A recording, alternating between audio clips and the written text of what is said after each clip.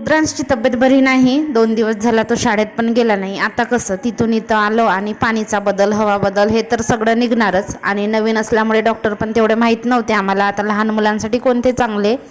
तर मी पहिल्यांदाच रुद्रांशला ह्या 5 वर्षामध्ये त्याच्या ट्रीटमेंटसाठी म्हणून मी सरकारी दवाखान्यामध्ये नेला.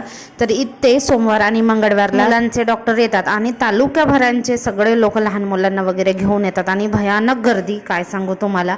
कपडे पण सुकवले होते बाहेर, ते पण चिंता होती पाऊस आला तर काढणार की नाही. पाऊस तर भयानकच आला. वगैरे बिघडली तर रुद्रांशला अजिबात काही खायचं नसते. मी म्हटलं मका तरी खाणार म्हणून त्याच्यासाठी बॉईल करून दिले. माझ्यासाठी 1 मका भाजला. पाऊस आल्याचा काही अर्थ नाही, गरमी तर वाढतेच आहे, कमी होत नाही. तरी दवाखान्याची एक टायमिंग फिक्स असते. आम्हाला वाटलं की लवकर येतील आणि लवकर होईल बंद वगैरे म्हणून आम्ही लवकर गेलो न जेवता आणि आम्हाला वाजले घरी येईपर्यंत 3. तिकडून आल्यानंतर जेवण वगैरे केलं, थोडासा आराम केलं. त्याच्यानंतर परत संध्याकाळची कामं ती झाल्यानंतर स्वयंपाक आणि स्वयंपाकानंतर